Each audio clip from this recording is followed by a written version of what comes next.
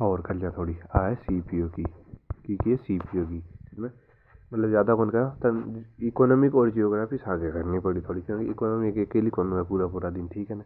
तो इकोनॉमिक और जियोग्राफी आगे कर ले, क्योंकि हिस्ट्री पॉलिटी होगी था तो थोड़ी हिस्ट्री बाकी है ना, जो कि करते रहे सागे सागे सागे सागे ना। तो ये तो 1.5 घंटा पढ़ी तो ही हुई है तीनों बताऊँ जबकि तो है ना, याद करनी हुई है रटन ओवर का है ना। तो 4-5 दिन में ख़त्म कर दिया और अपन भी पूरी 4-5 दिन में अतः ही टाइम है करनी पड़ी है ना। 4 दिन मान लो, 4 दिनों में ख़त्म कर दिया। कल सीपीओ की कर दिया और 2 दिन का मैंने दिल्ली पुलिस की कर दिया इकोनॉमिक पूरी, ठीक है। योजना आयोग, लघु आयोग, औद्योगिक नीति संकलन, पंचवर्षीय योजना, एक बार में ये टॉपिक है, जगह देख लिया कहीं कहीं है।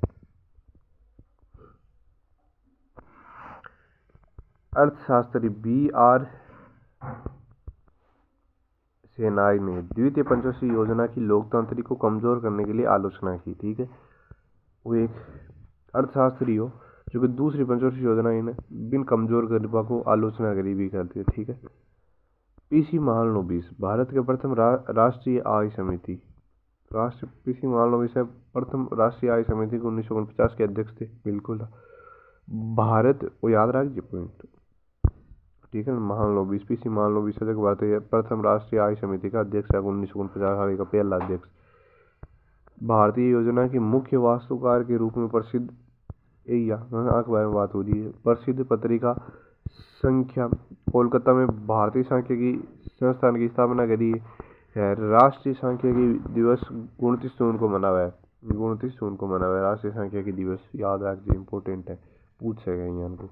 अमर्त्य सेन जो एकमात्र अर्थशास्त्री हो भारतीय अर्थशास्त्री जगह नोबेल पुरस्कार मिले। कल्याण अर्थशास्त्र के नोबेल पुरस्कार मिले 1998 में, भारत रत्न मिले 1999 में। मतलब पहलो आनी मिल लियो भारत का मायने, अगर कोई व्यक्ति ने पहलो अर्थशास्त्र में पुरस्कार मिल रहा तो वो अमर्त्य सेन ने मिल लियो, ठीक है। अब तो घना नहीं मिल गया, पहलो आनी मिल लियो नोबेल पुरस्कार अर्थव्यवस्था। द्वितीय पंचवर्षीय योजना की मशीनरी और पूंजीगत वस्तुओं के लिए आय के लिए विदेशी ऋणों को अत्यधिक निर्भर के मतलब दूसरी पंचवर्षीय योजना में ध्यान काय करियो आप विदेशी निवेश है ना बिल्कुल ऋण मजबूत करियो। जैसा ध्यान राउरकेला होगी, राउरकेला उड़ीसा का मैं जर्मनी के सागे बनायो, तो जर्मनी सहयोग करियो तो बहुत चीज है। तो विदेश जर्मनी भी आगे ना जगह भी तो मशीनरी तो ही वे इस्पात है धीरे तो आ रहा और केला। पूंजीगत वस्तुओं के लिए आयात और विदेशी ऋणों पर अत्यधिक निर्भरता के लिए विशेष कारण पर आलोचना की गई, ठीक है। दूसरे पंचवर्षीय योजना के लिए भारत की आर्थिक नीति में एक रणनीतिक परिवर्तन को चिन्हित किया गया, जिसमें कृषि से हटकर भारी उद्योगों पर औद्योगिकरण उद्योगी तो उद्योग द्वितीय पंचवर्षीय योजना का मैंने उद्योग पर बल दियो मैं रख दे तो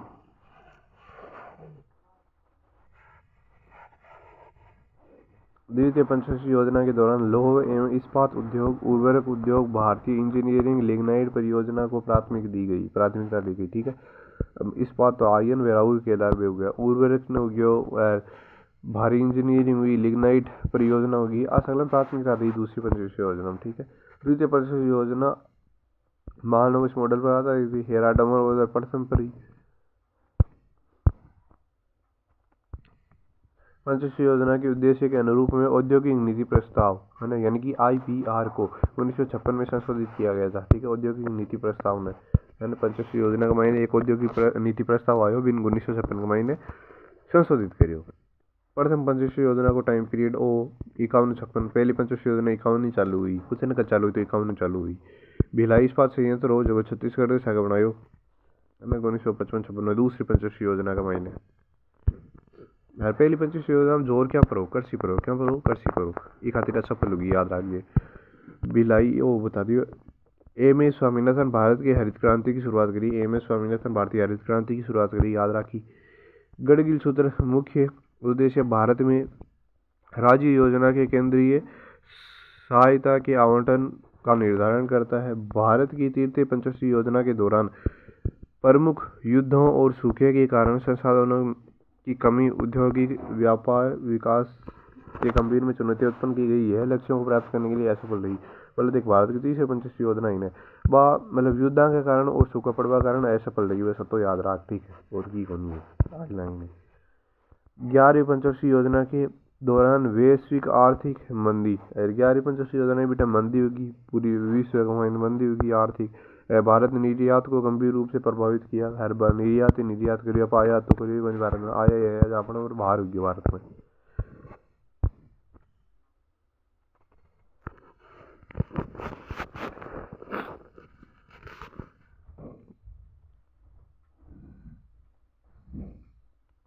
चौथी पंचवर्षीय योजना का उद्देश्य, चौथी पंचवर्षीय योजना का उद्देश्य स्थिरता के साथ विकास और आत्मनिर्भरता ही। ठीक है, चौथी पंचवर्षीय योजना का ये कोई स्थिरता के साथ विकास करो और आत्मनिर्भर बनाना सबने आई। इसे पिछली योजना अवधि में युद्ध और सूखे के झटकों के बाद शुरू किया गया था। तीसरी पंचवर्षीय योजना वो ही हो, सूखो पड़ गई हो, युद्ध हुआ। चौथी पंचवर्षीय योजना का मैं देखियो आत्मनिर्भर बनो अब। ठीक है, यहाँ की हो बाद शुरू किया गया। क्या आप चौथी पंचवर्षीय योजना की समय अवधि याद कर सकते हो? बिल्कुल कर सका, कर याद कर अभी। हरित क्रांति के कारण कृषि विकास में क्षेत्रीय असंतुलन उत्पन्न हुआ, क्योंकि उच्च उपज किस्म है ना तकनीक और सिंचाई सुविधाओं में केवल चुनिंदा क्षेत्रों में ही उपलब्ध थी। भारत में हरित क्रांति के जनक के रूप में किसे जाना जाता है? बार पढ़ियो हरित क्रांति को, याद कर ले। ग्रामीण भूमिहीन रोजगार गारंटी कार्यान्वयन की शुरुआत छठी पंचवर्षीय योजना के मतलब अंतर्गत हुई, ग्रामीण भूमि रोजगार की। ठीक है, छठी पंचवर्षीय योजना के मैंने करी 15 अगस्त 1983, प्रधानमंत्री बेटा इंदिरा गांधी ही। 1951-90 के बीच योजना पद्धति में भारत की रोजगार संरचना असफल परिवर्तन नहीं ला सका। ठीक है, 1951-90 में जितनी भी हुई है ना योजना अपने पद्धति में भारत की रोजगार संरचना में सफल परिवर्तन नहीं ला सका। कोई भी सफल परिवर्तन नहीं हो। इस अवधि में भारत की 65% अधिक कार्यान्वयन जनसंख्या कृषि पर निर्भर है, क्योंकि अभी यहाँ पे पूछा ना कि आज़ादी के बाद मतलब जनसंख्या से ज़्यादा क्या पर निर्भर था, वह कृषि पर ही है। मतलब 1990 तक कृषि पर ही है, वो भी टाइम तक है ना, लंबा टाइम पे। हाल भी ज़्यादा कृषि पर ही है भी तो, लेकिन अब थोड़ा कम हो गया। 1990 तक पंचवर्षीय योजना के दौरान भारत में औद्योगिक क्षेत्र में प्रगति का स्वरूप बुनियादी ढांचा और भारी उद्योग में उल्लेखनीय वृद्धि रहा, परंतु अक्सर लक्ष्यों को कम कर रहा है, एक क्षमताओं को सामने कर रहा है। मतलब 1990 के महीने पंचवर्षीय योजना जितनी भी आई ना, उद्योगों का प्रगति करी है ना, उद्योगों में प्रगति करी और सब बुनियादी भारी उद्योग को मैंने थोड़ी वृद्धि करी। भारी उद्योग है ना, जब बड़ा बड़ा उद्योगों में वृद्धि करी थोड़ी भी, लक्ष्य से कम रहा और असमताओं को सामना करना पड़ा। ठीक है, कार्य समिति 1955 में ग्रामीण उद्योग का समर्थन किया। कार्य समिति तो कार्य याद रखिए, मतलब बताओ ग्रामीण है, ग्रामीण समर्थन। इसने ग्रामीण विकास के लिए श्रम प्रधान लघु उद्योग पर बल दिया। तो गाँव का मैं कहीं उसी लघु उद्योग ही तो उसी है ना, श्रम उसी, श्रम मतलब मजदूर उसी, बड़ा तो गाँव रहा गाँव में छोटा छोटा ही है।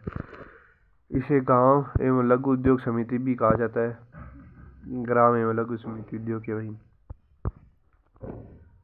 भारत में लघु उद्योगों का वर्गीकरण परिसंपत्तियों में पूंजी निवेश के आधार पर, क्योंकि परिसंपत्ति में पूंजी निवेश मतलब तो अगर पूंजी निवेश करिए ना तो वह लघु उद्योग को वर्गीकरण के आधार पर किया गया था। ठीक है, भारत में लघु उद्योगों का वर्गीकरण श्रमिकों की संख्या, वर्षों कारोबार या निर्यात मात्रा के आधार पर किया गया था। सही बात है। छठी पंचवर्षीय योजना के दौरान लघु उद्योगों को प्रमुख निर्यात एवं रोजगार सृजनकर्ता के रूप में बढ़ावा दिया गया। ठीक है, छठी पंचवर्षीय योजना के दौरान लघु उद्योग अभी प्रमुख निर्यात और रोजगार सृजन के रूप में बढ़ावा दिया। न्यूनतम आवश्यकता कार्यान्वयन पांचवी पंचवर्षीय योजना है ना, तो इनका न्यूनतम आवश्यक कार्यक्रम चलाया। पांचवी पंचवर्षीय योजना का मैंने प्रारंभ भी किया गया, जिसका उद्देश्य था शिक्षा, स्वास्थ्य और पेयजल के माध्यम से जीवन की गुणवत्ता सुधार करना। तो और सफल होगी भी है। ठीक है, क्या आप याद कर सकते हैं कि पर्वतीय क्षेत्र विकास कार्यान्वयन किस पंचवर्षीय योजना के शुरू किया गया? याद करिए, सर्च कर नहीं याद करें तो।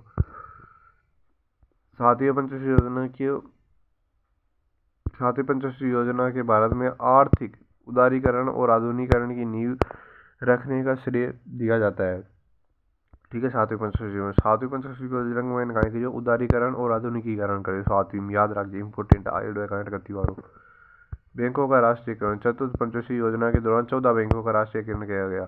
कद करियो ये बता दे, डेट बता, डेट भी याद रखी क्योंकि अब वाले पेपर में एमटी आ चुकी डेट है ना। तो 14 बैंक को राष्ट्रीयकरण करियो लेकिन कत की सन में करियो वो आयो असल में हरित क्रांति 13 सन। अभी सर्च कर देख ले, सर्च कहीं हमारी सब 1969 कन्फर्म होनी लेकिन हो सका आई है। हरित क्रांति की 13 योजना को ही और मतलब अकाल पकाल पड़ी है ना भी टाइम जाना हरित क्रांति भी टाइम लिया होनी। राष्ट्रीय ग्रामीण रोजगार गारंटी अधिनियम जिसे अब महात्मा गांधी या नरेगा ही इन मनरेगा के दिए बात आई है, ठीक है ना। अधिनियम मतलब जाना जाता है एक मनरेगा है, महात्मा गांधी रोजगार गारंटी अधिनियम है, विकास है कहीं जी राम जी अधिनियम 2025 के बारे में। एक महीने काय करियो 100 दिन की रोजगार गारंटी देवे है।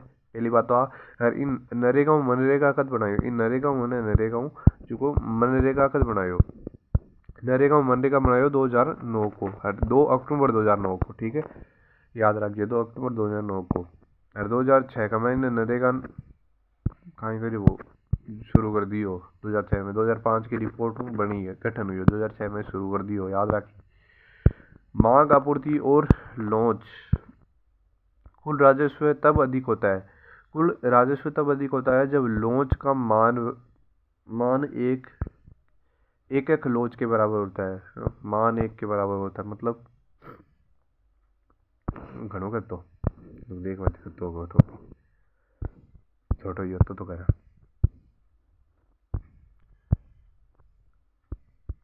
राज्य कुल देख राजस्व जब अधिक हुई जब लोच का मान है ना, लोच का मान यानी एक लोच के बराबर होता है।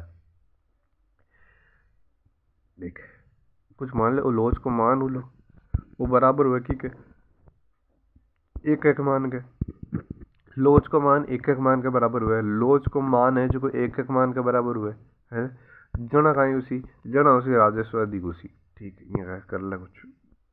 जब लोच 1 से अधिक होती है तो मांग लोचदार होती है, ठीक है। जब लोच 1 से कम होती है तो मांग अलोचदार होती है। देख खाइए ठीक है, लोच है ना, लोच वो 1 को ज़्यादा हो जाए ये मान ले सिर्फ लोच है बाहर तो, ठीक है वो 1 को ज़्यादा हो जाए लोच, ठीक है वो 1 को ज़्यादा हो जाए, 1 को ज़्यादा हो जाए जब मांग कहीं हुआ है लोचदार हुआ है, मांग लोचदार हो जाए 1 को ज़्यादा हो जाए। लेकिन लोच है जो 1 को कम हो जाए, लोच 1 को कम हो जाए मांग अलोचदार हो जाए, अभी कहीं हो मांग लोचदार हो अलोचदार हो गया 1 को कम हो गया, ठीक है ए लगा आगे, ठीक है। जब सीमांत लागत सीमांत राजस्व के बराबर होती है तो लाभ अधिक की होनी, सीमांत लागत सीमांत राजस्व के बराबर हुआ है जहाँ लाभ अधिकतम होता है, ठीक है तो यानी कि सीमांत लागत जो आप लगाए वो सीमांत राजस्व हुआ है, ठीक है के बराबर हो जाए, सीमांत राजस्व जो आप मतलब लगाए हो वो अपना सीमांत राजस्व के बराबर हो जाए, और जो ऊपर लो सी तो अलग ही होगा ना, जो लाभ अधिक हो जाए मान लो कुछ कर सके। आवश्यक वस्तुओं में मामले में मांग का नियम लागू नहीं होता, गिफन विरोधाभास इनके हुए, ठीक है गिफन विरोधाभास किनके हुए, आवश्यक वस्तुओं के मामले में मांग नियम लागू नहीं होता, गिफन विरोधाभास था। और लियोन टिफिट विरोधाभास किनके, इसके बारे में स्वयं पढ़े, इसके बारे में स्वयं पढ़े, ठीक है खुद न पढ़ना पर। मित्यविता विरोधाभास J.M. किन्स द्वारा लगाया गया था वो, ठीक है। आपूर्ति की लोच का सूत्र कहीं हुआ है, लोच का सूत्र आपूर्ति की मात्रा में परिवर्तन या मूल्य में परिवर्तन, आपूर्ति की लोच का सूत्र है, ठीक है हो गया।